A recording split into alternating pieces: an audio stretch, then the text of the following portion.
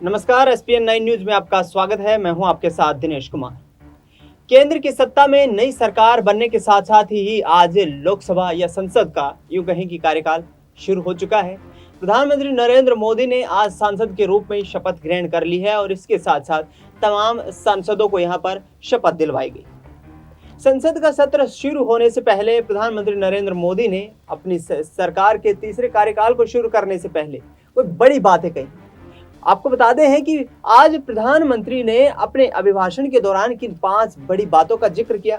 उन्होंने कहा कि हम सब नए भारत के निर्माण के लिए प्रतिबद्ध हैं, चाहे पक्ष हो या विपक्ष। सरकार के और या यूं कहें कि लोकतांत्रिक प्रणाली के दो ये पहलू होते हैं। विपक्ष का काम विरोध करना होता है और जब विपक्ष मजबूती से अपने मुद्दों को रखता है तो उसके बाद देश की प्रगति में और विकास में वो चीजें कारगर साबित होती हैं। इससे आगे बढ़ते हुए प्रधानमंत्री ने कहा कि जनता ने हमारी नीतियों को सराहने का काम किया है।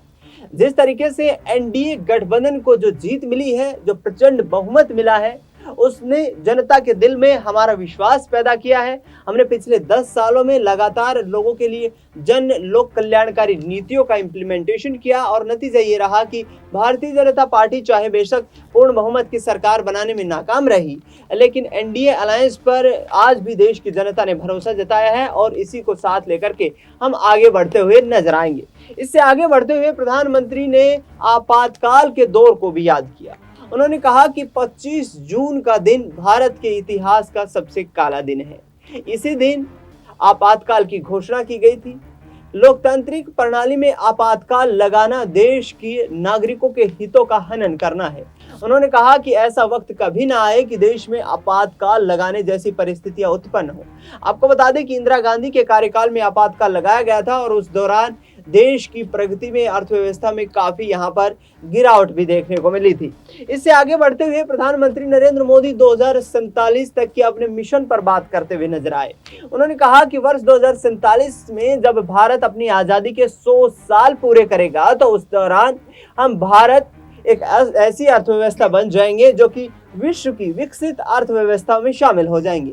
लगातार इस संकल्प को लेकर हम आगे बढ़ रहे हैं। हमारे देश के नागरिकों के हितों की रक्षा करना और उनके लिए निरंतर प्रगति करना, यही हमारा पहला उद्देश्य है। इससे आगे बढ़ते हुए प्रधानमंत्री नरेंद्र मोदी ने जिस तरीके से यहाँ पर सबको साथ लेकर चलने की बात कही, पीएम मोदी ने अपने भाषण के दौरान कहा कि सबको साथ लेकर चलना ही देश की वास्तविक प्रगति का एक उदाहरण होगा।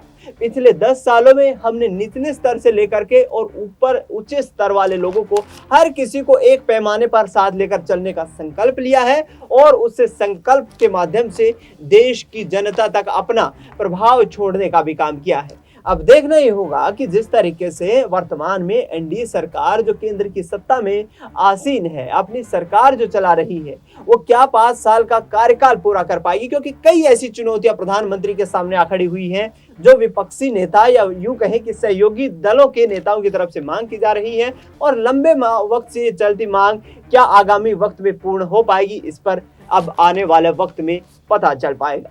फिलहाल इस खास खबर में इतना ही। देश दुनिया की तमाम बड़ी खबरों के लिए आप देखते रहिए एसपीएन 9 न्यूज।